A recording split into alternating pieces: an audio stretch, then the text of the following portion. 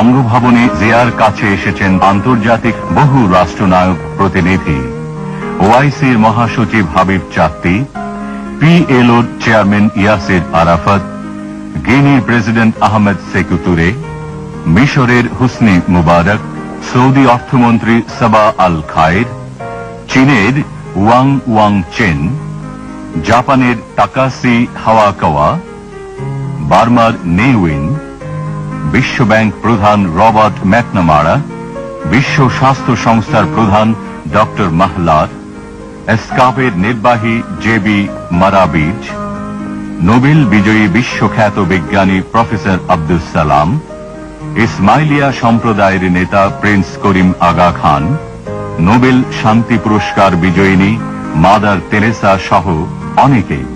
রাজনীতিতে জিয়ার গুরুত্বের জন্য জোট নিরপেক্ষ আন্দোলনের পক্ষে তাকে আমন্ত্রণ জানান ফিদেল ক্যাস্ট্রো।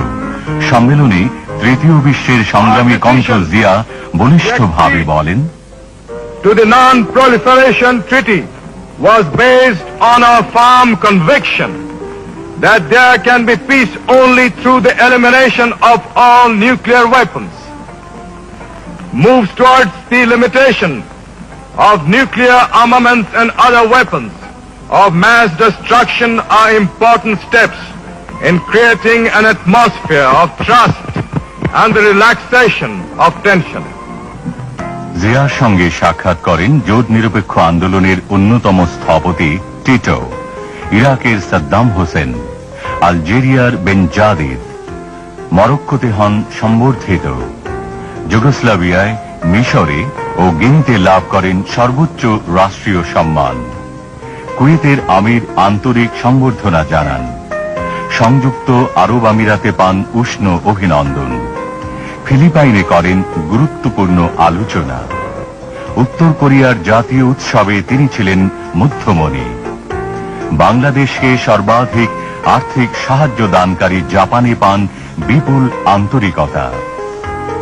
ফ্রান্সে প্রেসিডেন্ট দেস্তার সঙ্গে সফল আলোচনার পর স্বাক্ষরিত হয় গুরুত্বপূর্ণ চুক্তি। নিরাপত্তা পরিষদে জাপানকে হারিয়ে বাংলাদেশ লাভ করে আসন।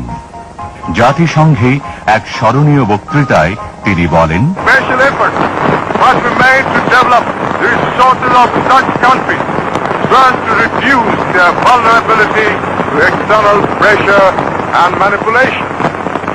Above all, it is essential that such countries should be allowed to build their own future without outside interference.